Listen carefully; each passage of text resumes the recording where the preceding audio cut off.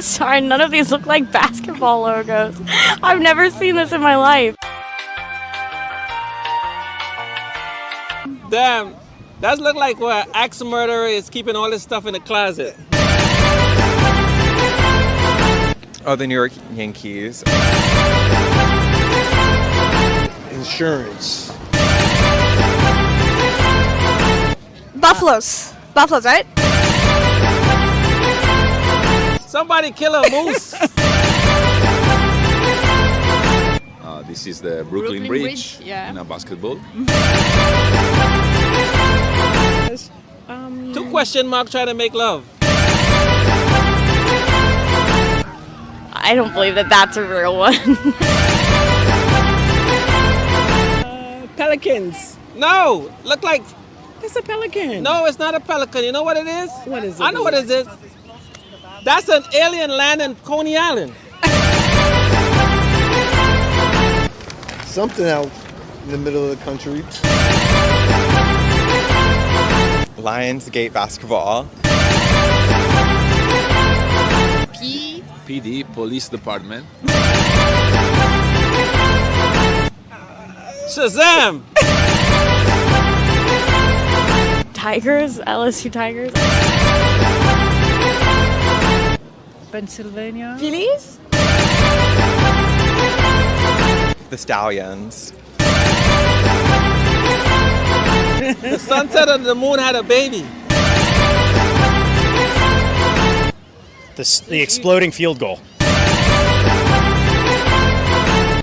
Honestly, the Hot Chili Peppers. KFC. Ant-Man's wife. 76. 76 and stars. Yeah. Mr. America captain baseball team. LA Ball? Arr! Basketball on fire. On fire, yeah. Ring on fire, basketball. Wow. Oh. Mariners. No, the Rockies? The Clovers. The Blue Bears.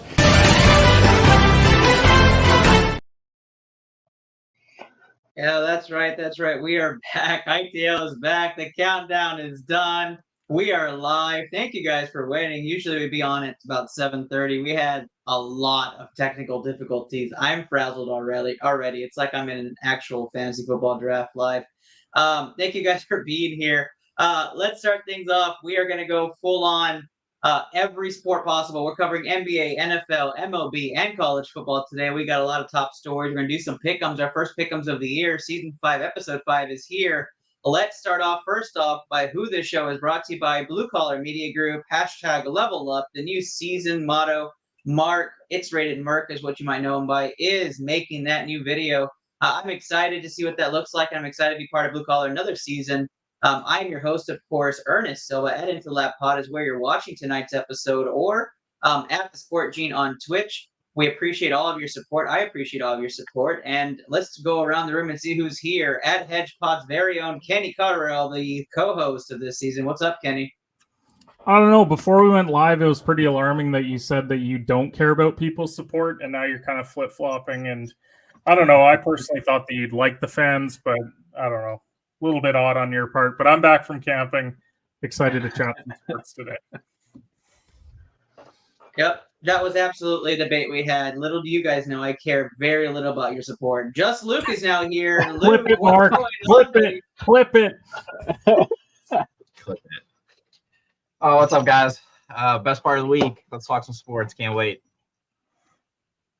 Very excited, very excited. Everybody feeling very comfortable as we get this late start. On the camera is in studio, not in studio, producer Londo Mendoza. Londo, what's up, man?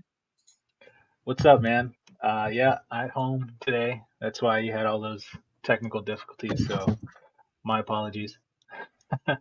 But no, ready to get started. No fingers to point. No fingers to point. We're just 40 minutes late. Appreciate you, Londo. Now we are absolutely going to dive right into round one. Special thank you to everybody who watched our special 2.5-hour segment of our draft last week. That was nuts. Today won't be nearly as long. We're already tired. We haven't even started. But we're going to go to news around the league to start things off. And we're going to start off in Indy. Indianapolis Colts running back Jonathan Taylor already trying to move on. And so we're going to talk about the best landing spots that we believe Jonathan Taylor might land on. And so just to highlight what he's done and why it's such a big deal. Last year, 192 carries, 861 yards, 4 touchdowns, had 28 receptions. The year before that's kind of the kicker, though, 332 attempts, over 1,800 yards, 18 touchdowns, 40 catches.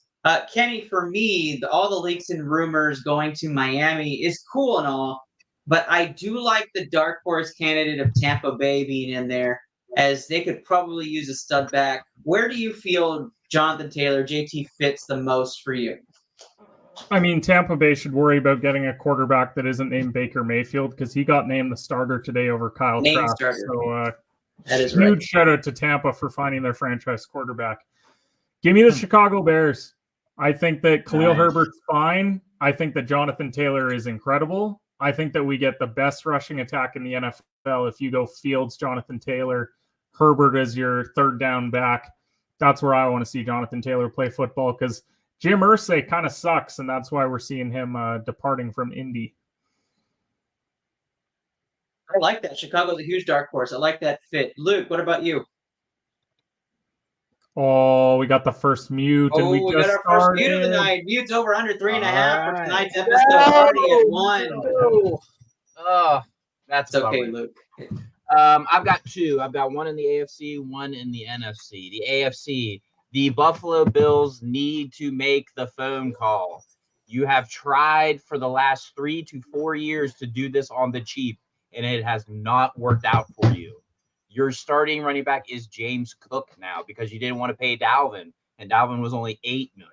Okay, so that needs to happen. Jonathan Taylor in that Bills offense, Stephon Diggs could finally take a deep breath, because the middle of the field will be wide open for him, and Josh Allen can not take more and more hits like he has in the past couple of years. The NFC might shock you, but it's the Dallas Cowboys. They need to make the phone call. No Tony Pollard for the first couple of weeks. And let's face it, when they were at their peak, Zeke Elliott was running the ball effectively. And he is now older and away. Jonathan Taylor is a better version of a younger Zeke, and they can't dispute that fact with me. Jerry's not going to make it. It may be funny to you, motherfucker, but it's not funny to me, okay? So, but here's the thing. Zach Martin said he wanted more money, but they said, there's no money for you, Zach. And then a few days later, poof, here comes the money for Zach Martin. Where did that come from? No idea. You're not telling me Jerry hasn't made that phone call yet.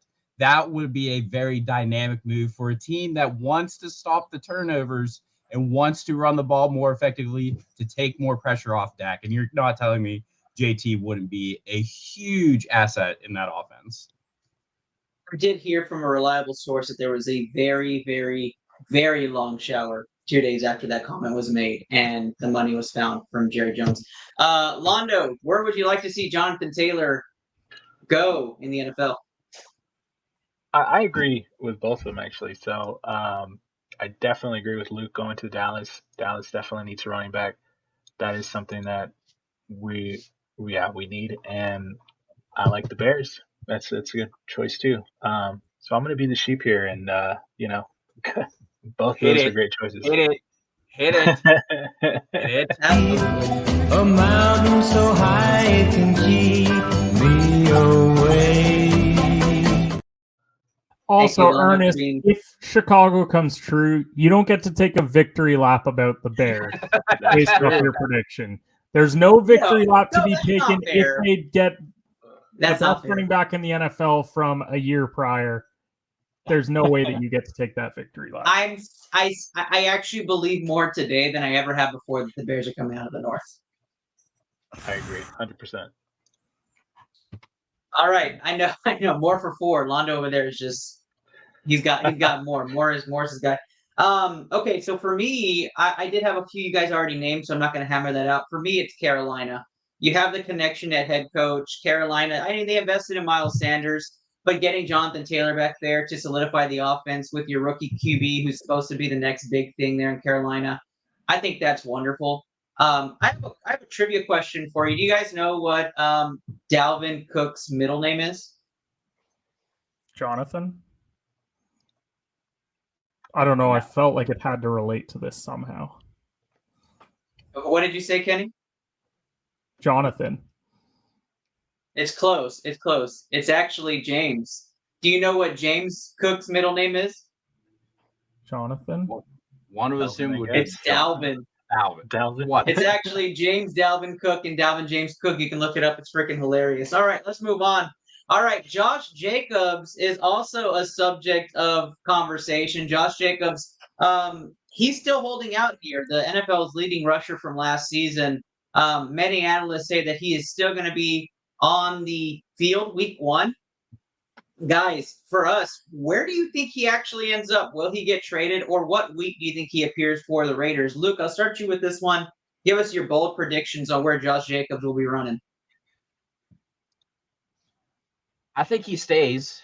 I just think right now you have no leverage if you're a running back right now. And bye, Ernest. Bye, See ya. Ernest. Oh, we really lost him, eh? Bye. Wow. I just don't think we did. I really just don't think that. Wait, we might have life. There he is. He's back. He's back. All right. Welcome back. I think you don't have a lot of leverage as a running back, especially this year. There's just no leverage that you have. You are the best offensive player they have out there besides Devontae Adams. You know, Jimmy Garoppolo is one trip of a blade grass away from being on the IR list. Like, you are going to be their bell cow this year, and you're just going to have to deal with it. No one's going to trade for him. It's just they're in a tough spot, and I think he just plays for them. Do you think he comes back week 1? I would say yes. I say yes. He'll be back week 1. Londo, is Josh Jacobs a Raider this year? I think so. Yeah. Kenny, is Josh Jacobs a Raider this year? So as per a report 2 days ago, Josh Jacobs will reportedly end his holdout and report to Raiders camp before week 1. So he will be a Raider and he will report to camp. Thank you, Kenny, for your wonderful analysis. I say Josh Jacobs ends up running in Indy and Jonathan Taylor goes to Las Vegas. That's my bold prediction. I think the trade happens. The trade happens, eh? Well, Ernest, here's the thing. They don't want to pay him, so why are they going to pay Jonathan Taylor? That's he's a much better running back. I get it. Oh, I mean, I understand when Jonathan Taylor's healthy, he's probably better than Josh Jacobs. Like Josh Jacobs goes to Indy, no expectations. No, there's definitely expectations. Absolutely, he's going to Indy? Yeah, they're not expected to do anything this year. Why not? He ran for almost 1,700 yards last year. There's definitely going to be expectations for him. I'm not saying the Colts have expectations. I'm saying that I don't think the Colts. I don't think that. I'm saying Colts. The Colts don't have expectations in the win column this year. Well, not as a team, but if you bring in Josh Jacobs in a trade like that, and everyone's going to say he was the best running back in the NFL last year, then there's definitely expectations on him to perform. Well, I think there's a difference in take of best running back compared to leading rusher in the NFL. Well, but don't you think? Like, I don't think. But if we're going based off yards last year, he's the best running back in the NFL. Was he not? I think for his strength of schedule, he got the most yards on the ground. I don't think he was the best running back. Like to me, it's a downgrade from Jonathan Taylor. Do we agree on that? Jacobs for Taylor, probably. He's also older, more injury prone, and yeah, I would think that would be a downgrade just based off of the So, like- shelf life of running backs. So then if you're already saying he's not as good as Jonathan Taylor, your expectations as Josh Jacobs going over there is, I am not Jonathan Taylor. I'm not expected to be Jonathan Taylor numbers in Indy. I'm Like, also that would assuming be that more- Jonathan Taylor's going to bounce back, because if he's the Jonathan Taylor of 2 years ago, when he was arguably the best running back in the NFL, then yeah, I would say that expectations are a bit different. But it's tough to say what Taylor's actually going to be. That's why I don't know what his trade value is. Like, I don't think that teams are lining up to trade a ton of assets for Jonathan Taylor, not knowing that running backs like Kareem Hunt are sitting there on waivers. Do you think that Washington comes in any of this? I know they have Robinson and Gibson, but do you take a chance on Jacobs or JT to go over to Washington? Well, I mean, Jacobs should maybe go there because he might win one more game with Washington than he would with the Raiders, so that would be an upgrade for him. But maybe even Taylor, too, honestly. The Colts might win the same amount of games depending on what Anthony Richardson is, but everyone's kind of touting him to be some savior of this franchise. If you're watching, you want to plug in your take. Where do you think Josh Jacobs is playing next season, as well as where do you think he ends up playing in week 1 for the Raiders, week 2 for the Raiders? He doesn't play for the Raiders. It's a holdout. Let us know in the comments if you have a take on Josh Jacobs or Jonathan Taylor for that matter.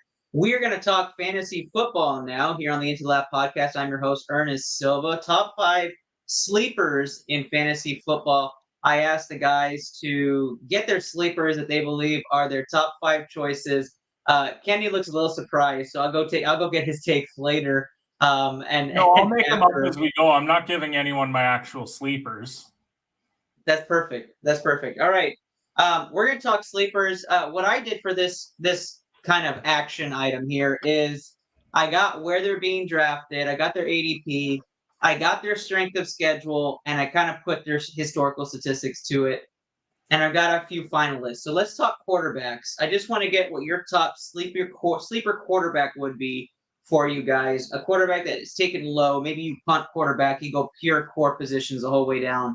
And so I'll give you my 2 finalists, and then I'll give you my choice, and you guys give me yours. My number 2 finalist for... Wait. You get 2 finalists, and then you give a player, Absolutely. and we just have to give you a player? What kind of bullshit You're is this? absolutely You're just going to take all of our right picks. now, Kenny.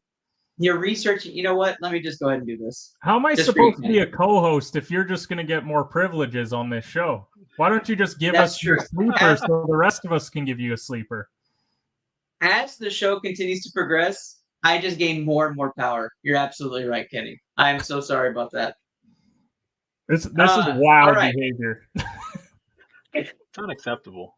There you go, Kenny. This should make you feel a little bit better. That way nobody has to worry about watching you research your finalists. You guys can give your 2 finalists if you absolutely I don't want need to research. Dak I got it right off the top.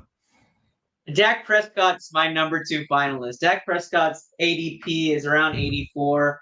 He does have a terrible strength of schedule, but like Luke just mentioned, the Cowboys keep touting and that they're going to be running the ball so much, but they don't have a bruise line back.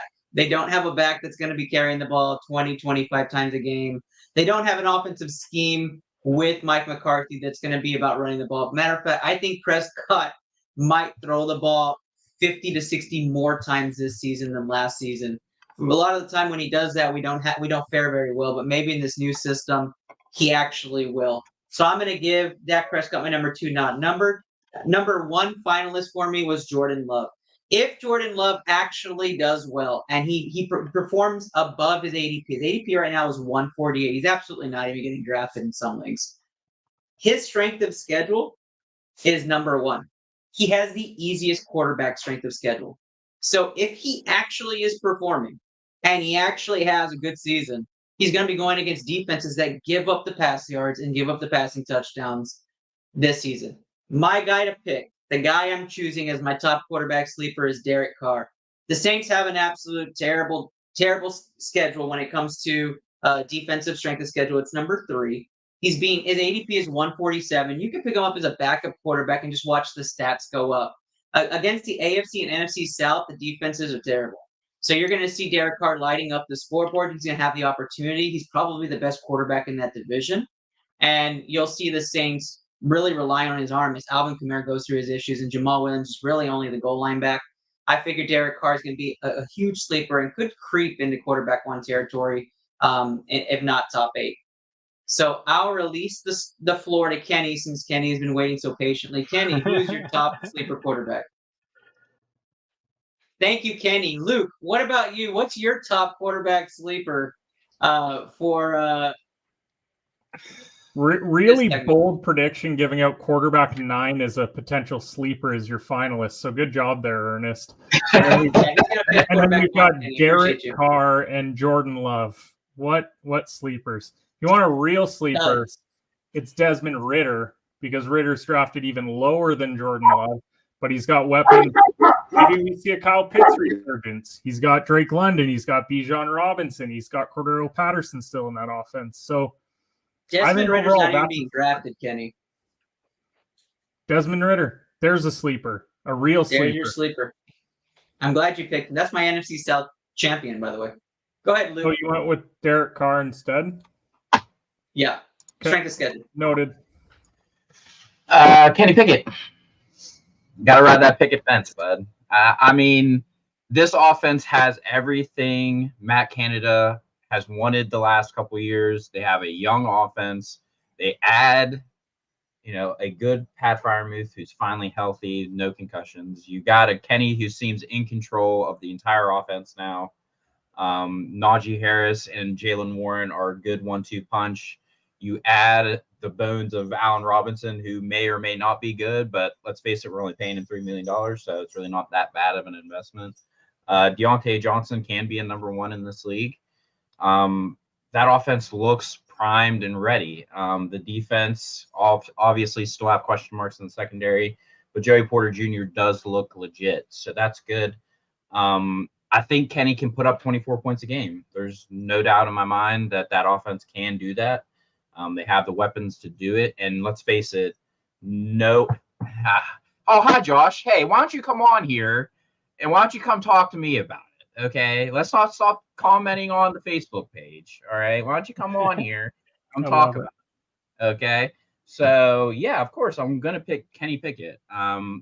His last 6 games were amazing last year. He seemed in control of the offense. Matt Canada, let's face it, has the hottest seat in the NFL. And probably is going to be the first coach fired if it doesn't start well in the first 4 games. So give me Kenny Pickett as a sleeper for this year. Thank you, Luke. Londo, who's your sleeper quarterback that you can just name? Give us that final statement. Oh, well, I did some research. So, ooh.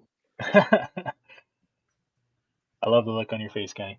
I got Anthony Richardson, Indiana Colts, as a number 1 sleeper on this list. So thought that was a pretty interesting take. Anthony Richardson, the rookie, getting Londo's bit there. More for 4. He takes Anthony Richardson's top 5 quarterback sleeper. All right, guys, let's talk running backs now. Kenny, you can lead off this segment. Give us your 2 finalists and then your top running back since you want the spotlight. Who is your 2 finalist running backs you feel are great sleeper choices, and then your number 1 sleeper for running back? Well, first of all, there's no my top 5 sleepers, but I've got finalists, so I'm not going to be doing that. And talking about the spotlight, I mean, you put it on yourself when you made your own picks. So if that's not a narcissist, I don't know what is. If we're talking about a sleeper running back, give me Tank Bigsby. I think that it's a pretty popular one amongst a lot of people. Hearing that he's splitting some carries with Etienne in practice, and so I don't think that Etienne's got the size to truly be a 3-down back. So give me Tank Bigsby, the rookie. Luke, what about you? It's tough. I'm not a running back fan, but no, I'm not picking Najee Harris. Come on. I wouldn't pick Jalen Warren either, but I haven't decided yet. Come back to me. I'm still figuring that one out. All right, my running back sleeper is going to be Khalil Herbert.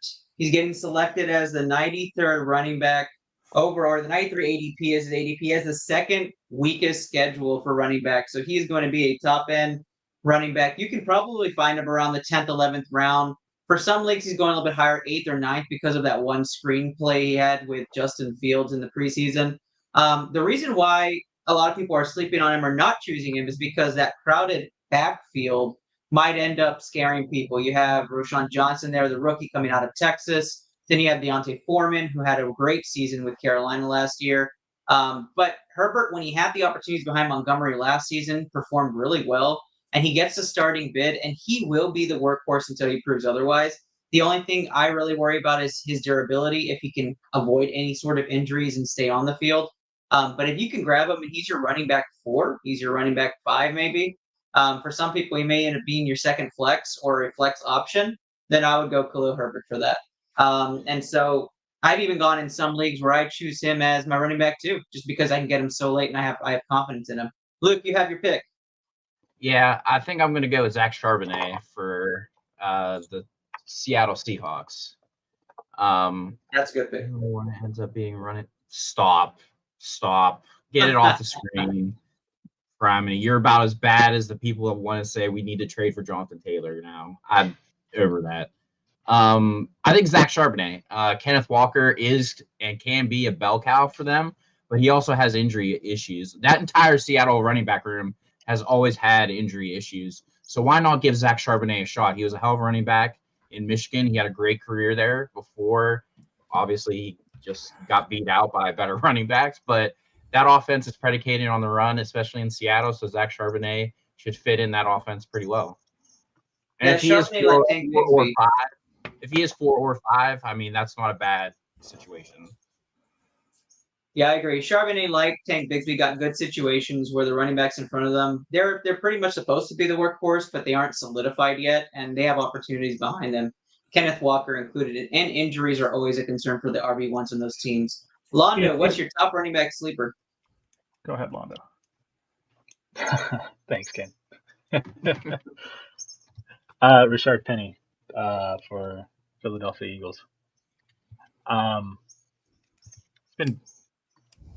He's been out quite a bit. So, but when he's healthy, he's pretty good for Philly. So that's who I'd go with. Sorry, Ken, did you say something Huh? Did you say something before that? I missed it.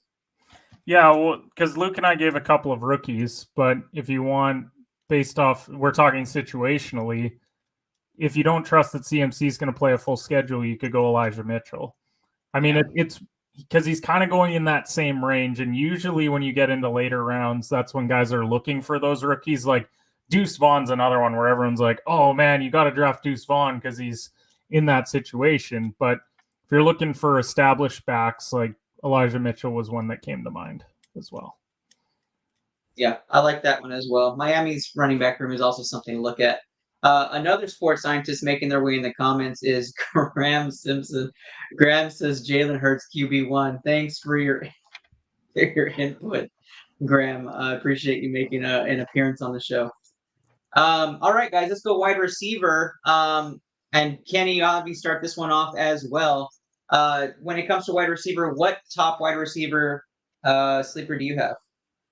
Ooh, so you're going back to me for this one as well.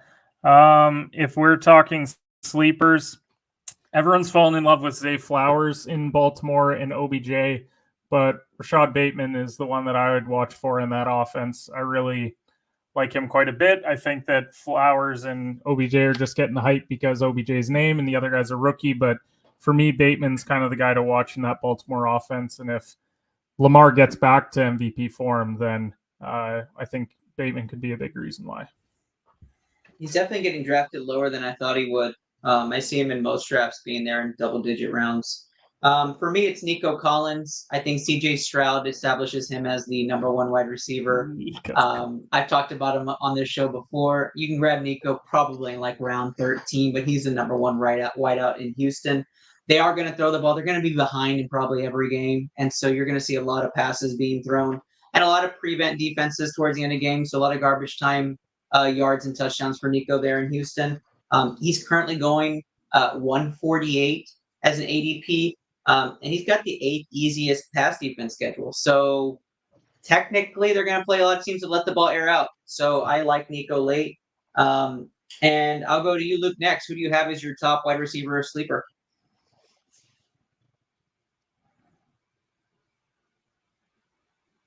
We got a mute. We got our second mute of the night. Luke Dillon, the stat sheet on mutes 2 now on this show. 3.5 is the over/under. If you placed your bets, we're at 2. Luke, who is your top wide receiver sleeper? Oh my God, I'm gonna go with Elijah Moore in Cleveland. If Deshaun can get back to form, he might be the third or fourth option in that offense, but it's not a bad offense to be a part of. Kevin Stefanski does love to throw the ball and loves play action. So Elijah Moore might be finding himself on. No, I didn't, Josh Elliott. Thank you very much. I just picked somebody else. You picked someone in your division too. So yeah. Good for you. Yeah. That's growth. Well, you don't come on ITL, so I guess we're both just. Boo!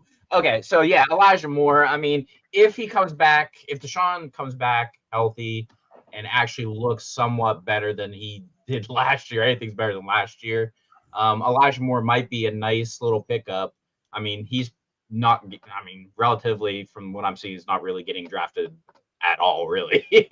So yeah. So I mean, you want a deep sleeper? You got one. Elijah Moore, Cleveland wide receiver. Londo, wrap up wide receiver for us. Who do you have as your sleeper pick at wide receiver? Got Quentin Johnson from Chargers. Don't ask me why. I do like that pick. Well, because everyone's high on Williams and Allen every single year, but one or both misses time every year. So if you're looking for a good one. Josh Elliott wanted to make sure that you guys marked his words on Jalen Warren. If you haven't, you should. See, here's the thing, right? You gotta, if you're on ITL, then we can clip it. So you're not on ITL, so we can't clip it. Yeah, Josh, come hop on. You got the link. I think you're still in the group chat. Come on here. All right, tight ends is where we're going next. This is our 4th sleeper pick for the position. Tight end is where we're going. I'll start this one off. My sleeper tight end pick is Michael Mayer out of Las Vegas. Now, the Raiders are going to end up having the best tight end odds. They face the strength of schedule for tight end at number 1. They have the easiest tight end yards and touchdown schedule. I do think he takes the starting role. Austin Hooper is there, already facing injury concerns in training camp. I think Mayer gets the nod and ends up being a high volume target for Jimmy G. Jimmy G loves the tight end position as well. So I'm going to go Michael Mayer as a deep sleeper. Some drafts don't draft them. Others get them late, 13, 14, 15. His ADP is 182. So you can find him as a deep. He could be your second tight end, third tight end, maybe even on your team if that's what you want to do. Unless you're not the Chicago Bears, then he'd probably be your backup. All right, Luke, where is your sleeper tight end at? Irv Smith Jr., Cincinnati Bengals. No CJ Uzomah for Joe Burrow. One of his favorite targets besides Jamar Chase, obviously.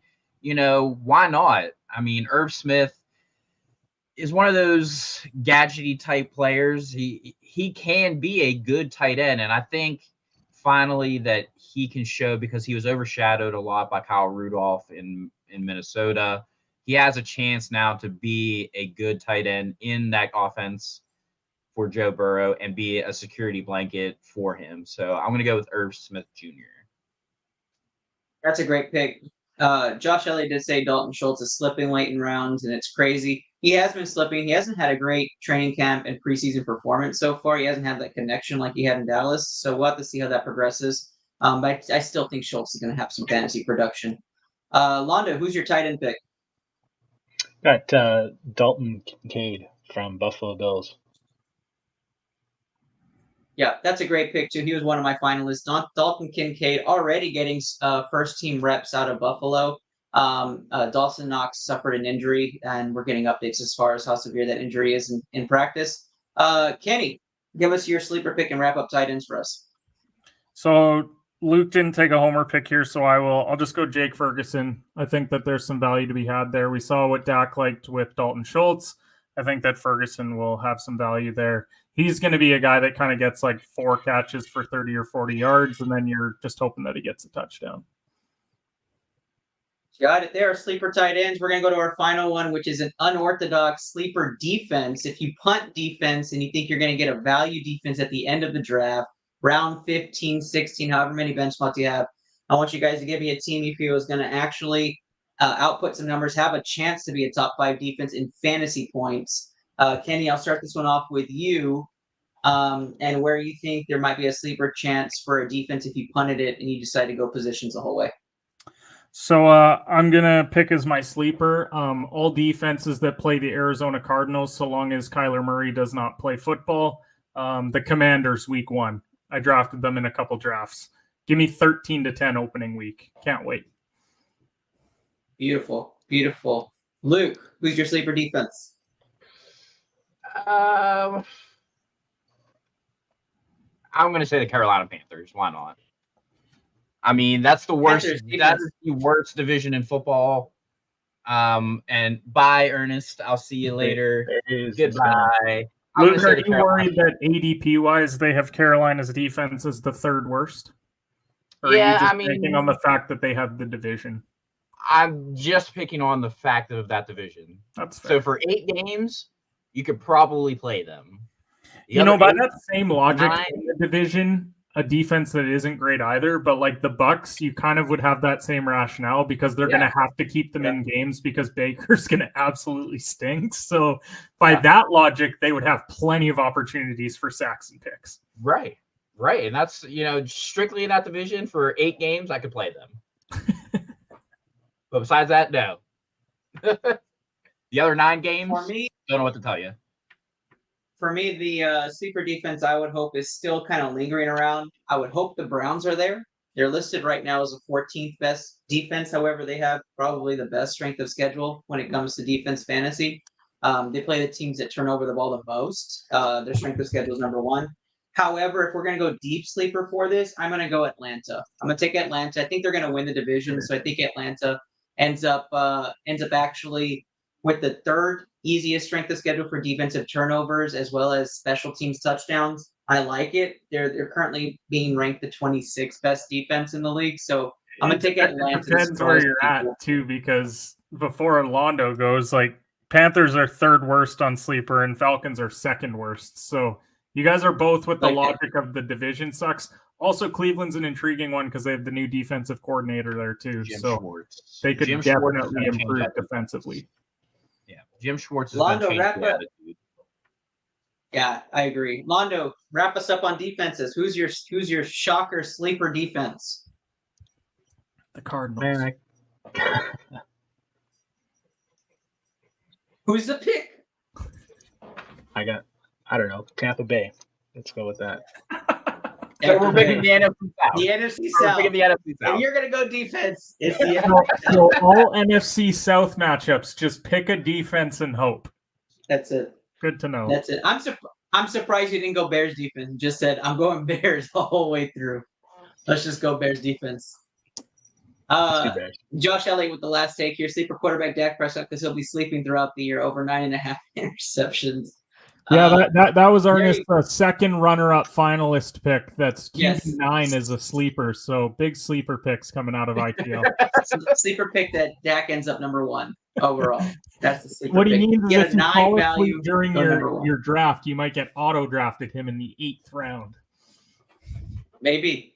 And he'll be the QB1. Congratulations. Thanks for listening to ITL. We're going to move on to a different sport. Let's talk Astros. The Houston Astros have been kind of the team to beat for a while now. Most of them call them the Trastros because they're, vindictive and they're stupid. Now let's talk about the Houston Astros and their recent woes. The team is currently 71-55 if you follow the MLB. Houston Astros do have 12 series still left the year before October rolls around. But it's been interesting because as of late, the Astros have had a tough time closing out games. I think they're currently playing Boston tonight. Their series has a 4-game series. But their rotation is, Justin Verlander. They have Francis been playing fantastic. Framber Valdez, Hutchison Brown. I mean, their rotation's been pretty solid. And for me, I feel like the Houston Astros are still the team to beat in the MLB, although their record doesn't reflect that. Kenny doesn't agree. Can you believe it's the Braves? I like the Rangers more in their own division, personally. I think that they have the pitching to truly match up with Houston. The Braves in the NL as well. I mean, what they've done with that roster and the contracts that they've got some of these guys on, I just think that it's really tough to beat them 4 out of 7 when you have that much power in your lineup. The big thing with them will come down to pitching, but Braves in the NL, Rangers in the AL. Okay. All right. That's fair. I think we're going to see how that division plays out. They're only a game and a half above the Astros currently, so they've also been going on a skid as of recent. So we'll have to see how the Rangers play that. A lot of injuries for the Rangers. And Josh Elliott adds in that the Mariners are better than the Astros right now. They did sweep the Astros in the recent series in Houston, so that's kind of a caution there. I think their roster is deep. They have a bunch of hitters on the Astros lineup. I'm a homer, so I'm not going to talk too much about what I believe. But I went through the rest of the series, the rest of the year. I have them going 20-13. That makes them 91-68 the rest of the way. They have 15 gimme series against teams that are not even close to competing for a wild card. They have a few series against some wild card teams, and then only 2 series against contenders. And that includes the Rangers. That's going to be a rival series. It's going to be interesting how they go the rest of the way here. And so, Kenny, if you say that, do 91 games win them the division? I don't think that it will. Looking at the Rangers, I think that they'll figure out a way to still squeak it out, but it'll be tight down the stretch regardless. I think that those are the 2 best teams in the AL for me. I know that the Rays and Orioles records are a bit ahead of them, but I would have those 2 as my favorite in the AL.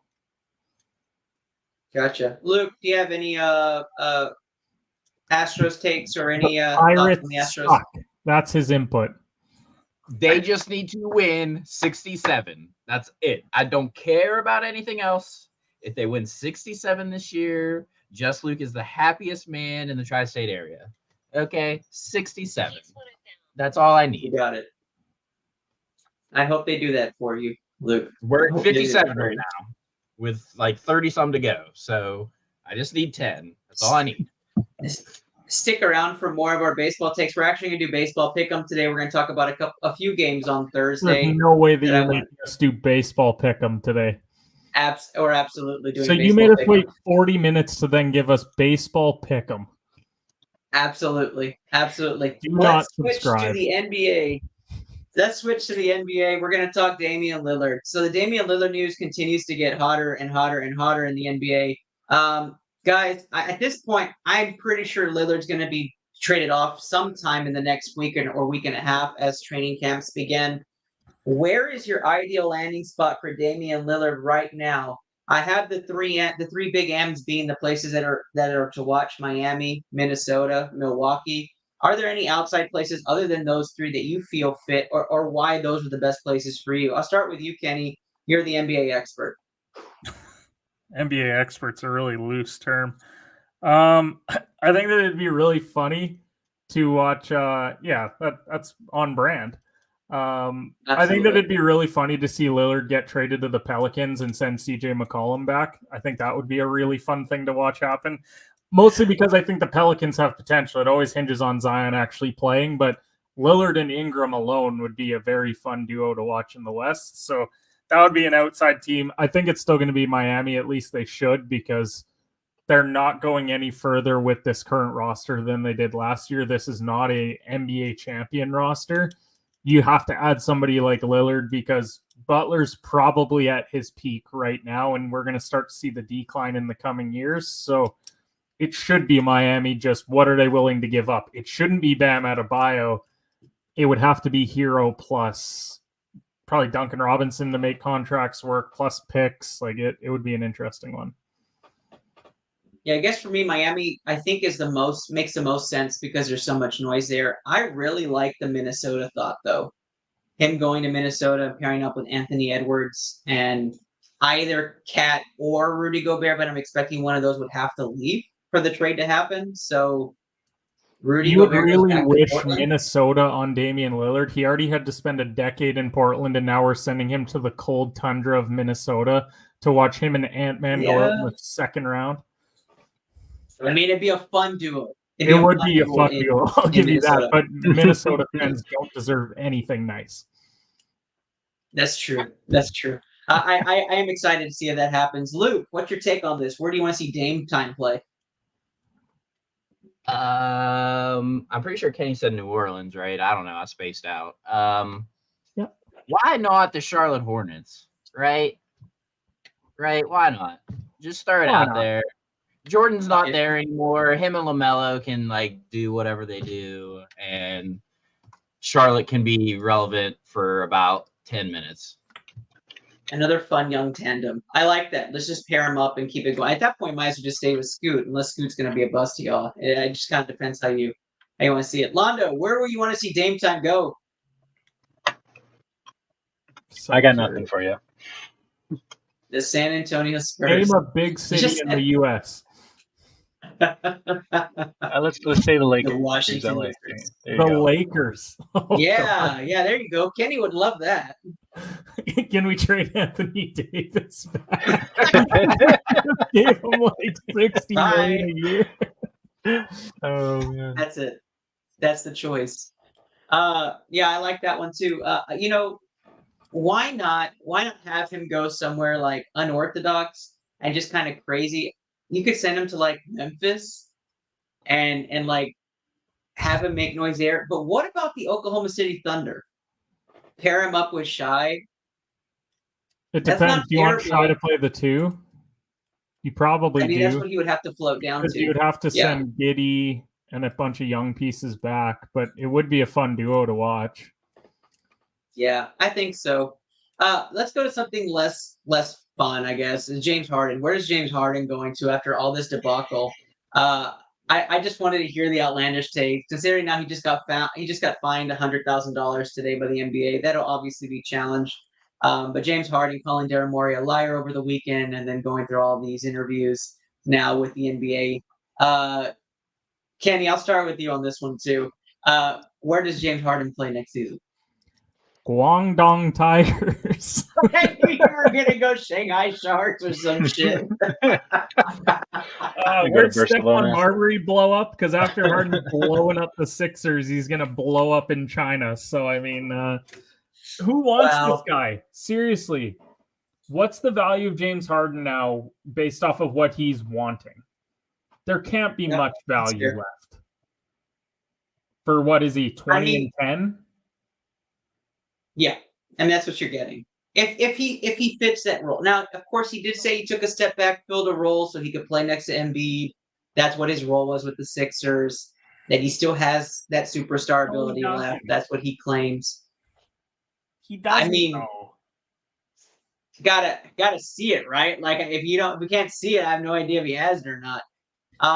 James Harden is just the guy that you go to play pickup basketball with that talks about how great he was in high school and how he should have gone D1, but his knee blew out and that's why he didn't make it.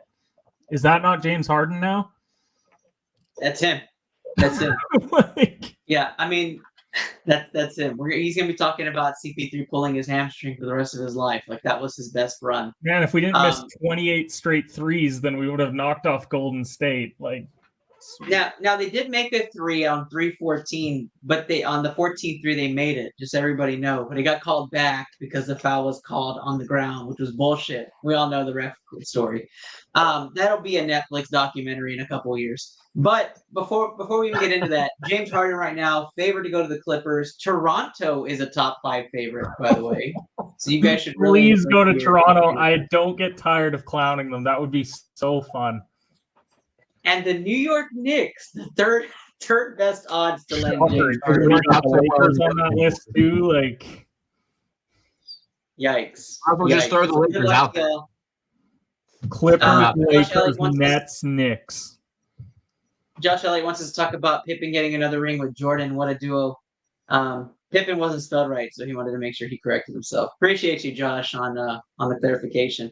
We're not going to talk about Michael Jordan, Scottie Pippen tonight. No. But we are going to end tonight's news segment with the Houston Rockets. The schedule release was given. I know you guys studied their win-loss. I know you guys looked at all their games. You're so ready for this. But Kenny, I'm going to break down some of their early games and give you my predictions so you can tell me how wrong I am on it.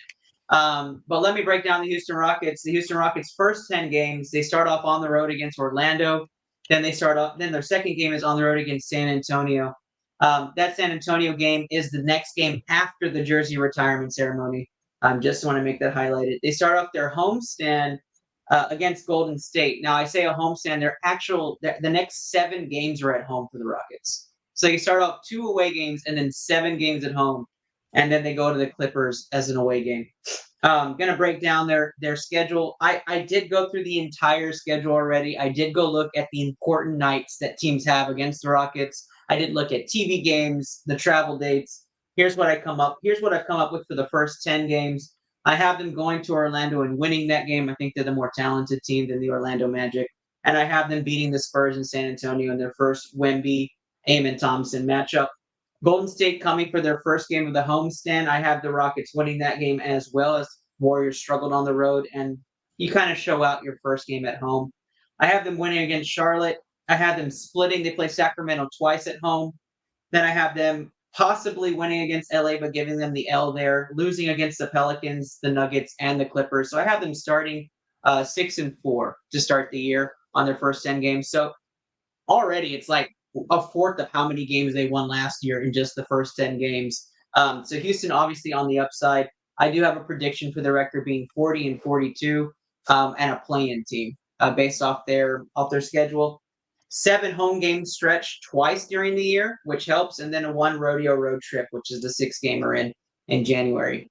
So for me, guys, my win-loss prediction for the Rockets is 40-42. I don't know if you looked it over any NBA schedules or if you had any thoughts on the Rockets, Kenny, but I'll start with you. What are your thoughts on the Rockets' first 10 or their overall schedule?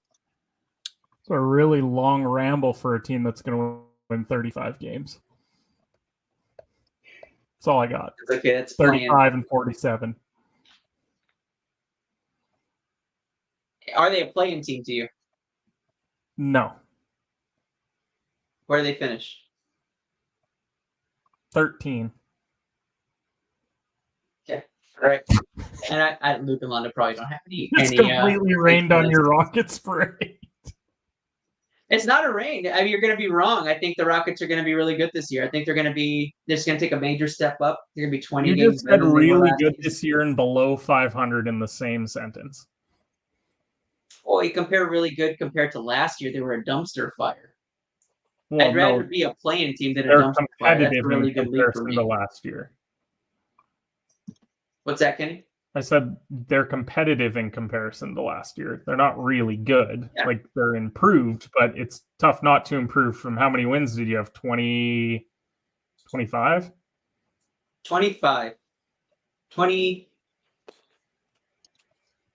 Even less? Like, I just don't think that Van Vliet and Brooks, as guys improving in age, are going to get you much higher than like 35 in the West. The West is really tough. Yeah, we went 22-60 last year. Oof, 22? That's still a 13-game improvement I'm giving you. 13 games is not really good. It's really good. It's really good. It's double almost. That's not really good. We need to establish what really good means on this show. Rockets will be really good. I think there's a lot of really good NBA teams with 35 wins. It's really good. There are. There's at least 20. There's at least 20 really good teams. 25 really good teams in the league, guys. Before we go to Pick Em, we're going to obviously feature our streamers. BCMG Stream Team, they are live every night and catch Coach Peanut. He's been on the show a few times. The Holy Man. Even Mama Bear 1920. If you haven't checked them out later on tonight on Facebook or Twitch. But let's feature them a little bit, see what they bring to the table, and see if some of them might match. Look for their handles at the bottom of the screen, and we'll go right into our Pick 'em right after this commercial break.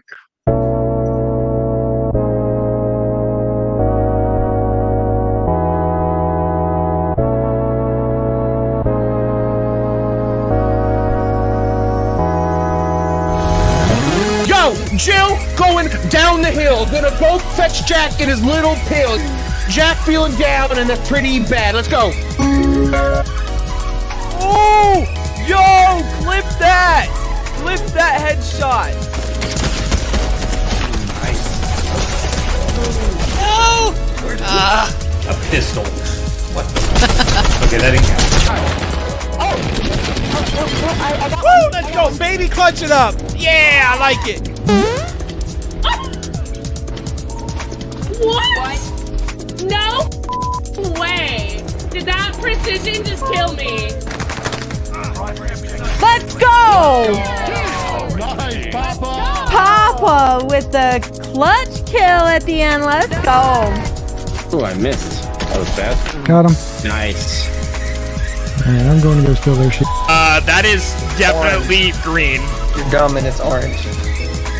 We're both wrong, red.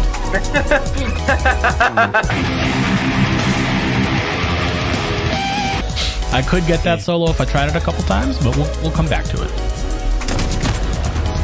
I'm fucking dick right now. Holy shit. Like, I fucking suck right now. Yeah, I can tell.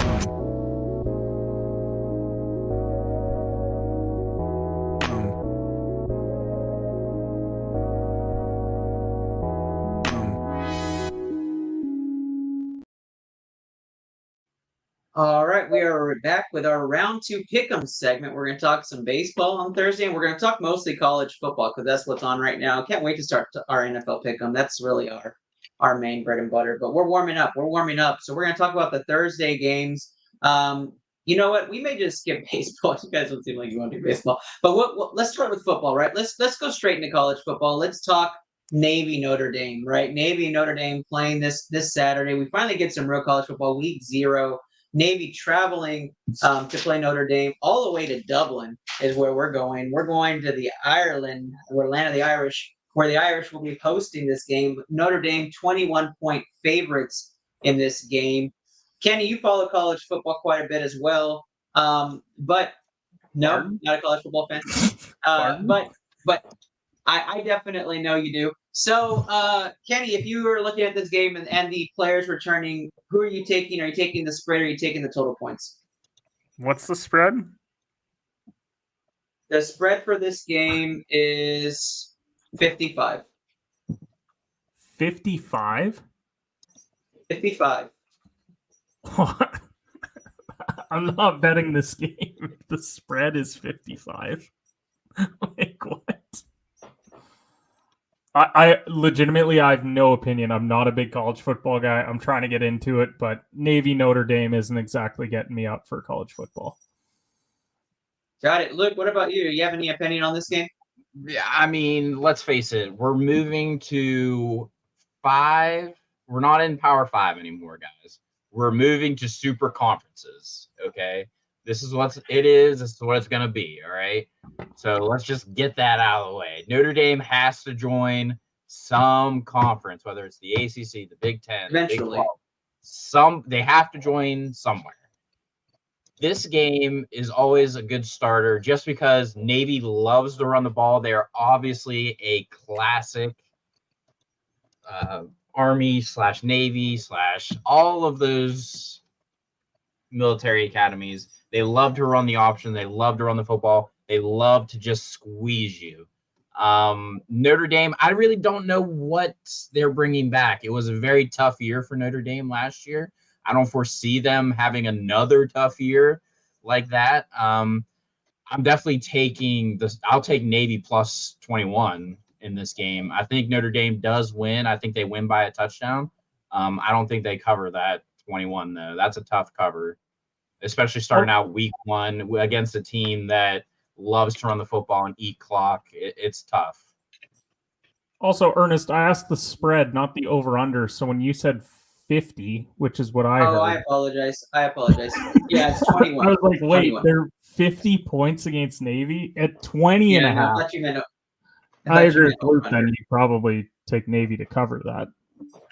Yeah, I have Navy to cover. I have a back end cover. I think Navy is going to probably be blown out in this game. I don't think it's going to be close at all. But I do think that they play a good second half and back end cover in the fourth and make it presentable. But Notre Dame and Ireland just kind of screams blowout and just kind of an Irish fan fest. Londo, what do you have on this game? No, I'm with you. Notre Dame's going to take that, probably cover. My man. All right, let's move on to the next game. If you don't know too much about that one, we're going to talk UTEP and Jacksonville State. Jacksonville State, obviously known for its primetime coverage there, but had their first season away from Coach Sanders, and they didn't do too bad. However, they're hosting UTEP because UTEP Obviously, hasn't traveled to the state of Mississippi in over 3 years. And Jacksonville State are 1-point favorites this week and going to be traveling over to Jacksonville State. Guys, I actually like this matchup here because UTEP is favored on the road to win this game, and they're going to be traveling. They're bringing back 17 seniors. They're going to be very good, but Jacksonville State is going to prove something in this game. They're going to probably host this game and win this game, so I'm going to take them straight up to win this game. I also would probably pound the over. It's 53.5. I think there's going to be a lot of points in this game. UTEP is known to score a lot. It's not going to be a lot of defense. So I was going to go Jacksonville State here. Luke, I don't know if you've seen this game or seen anything for week 0. I mean, we're talking about Conference USA, Ernest. Conference USA. I mean, what are we doing? I mean, I'm going to defer to you because this is one of those teams that I would assume is in Texas. Yeah, right next to UTSA Roadrunners. Yeah. So I'm going to probably just defer to your judgment on this because, let's face it, I don't watch Conference USA games too often besides because I don't even think Marshall's in Conference USA anymore. I think they're in the... I feel like we'll be watching more Conference USA than Act 4 coming in the upcoming years. Atlantic 10 or something. So, I mean, I'll go with UTEP, I guess. We'll see. We'll roll the dice with UTEP and hope for the best. Kenny. Well, I'm not Wander Franco, so any game involving minors and Gamecocks I'm not interested in.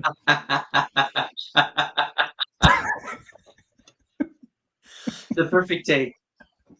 Not Wander Franco. Put that down in the spreadsheet. Londo, who are you taking? Turn it off. Turn it off. We're done. Bye, everybody. Kenny hit the hour mark. He's been canceled. He's been canceled. Why am I canceled? I just said I'm not involved. That's exactly why. I'm just gonna take UTEP, man. I don't know. Gotta represent Texas. All right, we'll wrap up our pick with our only other. Yeah, that is very true. That is very true. Still not enough. We'll wrap up our pick with the only other game I actually wanted to talk about, which was Hawaii versus at Vanderbilt. The reason being is Hawaii is finally making the trip over here. Hawaii is 17.5-point underdogs for this game. I mean, there's not a lot in week 0. It's our first pick 'em, so I don't know what you guys want me to do here. Just not do a pick 'em was not on the table. We gotta get warmed up. We could talk USC, but they're literally like 55-point favorites, so we're not going to talk USC today. So let's talk Hawaii and Vanderbilt. Hawaii making the trip. Vandy is actually, I think, blew out Hawaii last year by, I think, like 55 points or 60 points. So this year we have Vanderbilt only 17.5-point favorites. The run game has gone down. The defense is stout. Hawaii actually has played a good program down the stretch last season. They got a couple of wins. For me, I like Hawaii to actually keep this game close. I think it's going to be a lot closer than what most predict. Vanderbilt's going to win this game. I just think it's going to be probably like a 10-point game. So I'm going to take Vandy at home to keep it close. I think Hawaii shocks some people and may even have the lead at halftime. Londo, what do you think about this game? I'm going to take Hawaii because why not? Jeez, he's taking Hawaii. Why not? Luke. You might as well just clip this right now because it's the only time I'm going to say this all year. Give me the Commoders, okay? The Commoders. I will never say I'm taking the Vanderbilt Commoders all year, but I'll take them this week 1 against the Rainbow Warriors. Perfect. Kenny. I'm canceled. I don't think that it really matters. Vanderbilt with the points. Vanderbilt with the points. All right, that is our Pick'em segment. You waited all night for that. That's what you got. We got a lot of week 0 action. Next week will be much better. We have top 25 action for college football. We'll start looking at finalized NFL rosters, and NBA training camp is starting. So tune into ITL next week. We'll do sign-offs now. Luke, tell the people where they can find you. I don't know where you can find me, but it's always good to talk sports with you guys. Can't wait to actually start drafting. I think I got 3 drafts this week. So I can't wait to start drafting. We're a week closer to the NFL season start. And we're closer to the start of the hockey season too. So can't wait to keep talking sports with you guys. It's always a pleasure to talk to you. And I'll be on next week. So I'll see that it's done. Awesome. Londo, where can the people find you? You can find me at Londo42921 on Twitter. It's great talking to you guys. Have a lot of fun on the show. And Ern, I'll be there next week, so that way you're not an hour late on the show. And we'll start at 8:30 instead of 9:30. So. Yeah, thanks, Londo. Appreciate that. Hopefully. Yes, showtime is changing to 8:30 p.m. Central Time starting next week, every Tuesday. You can catch us at the same place at Into Lab Pod or at the Sport Gene on Twitch. Kenny Cotterell, tell the people where they can find you. Londo, not all heroes wear capes, and I want to say I appreciate you and all of your sacrifice being in studio next week. It's much needed, as Ernest is inept when it comes to technology. But you can find my show at HedgePod Monday, Wednesday, Friday. It's 8 a.m. Eastern time. It goes out in the morning. We're doing division previews. Betting picks are cold, but that shouldn't be a surprise when you're canceled. So appreciate you having me on. And hopefully you get uncanceled and you're back in action, Kenny, as soon as possible. I'm your host, Ernest Silva. At Into Lab Pod is where you're watching all of our content. We appreciate all the love. We appreciate all the support. Londo with his new cat. Thank you guys so much for being a part of tonight's episode. We hope you have a great night. And good luck with those bets this week, guys. Adios.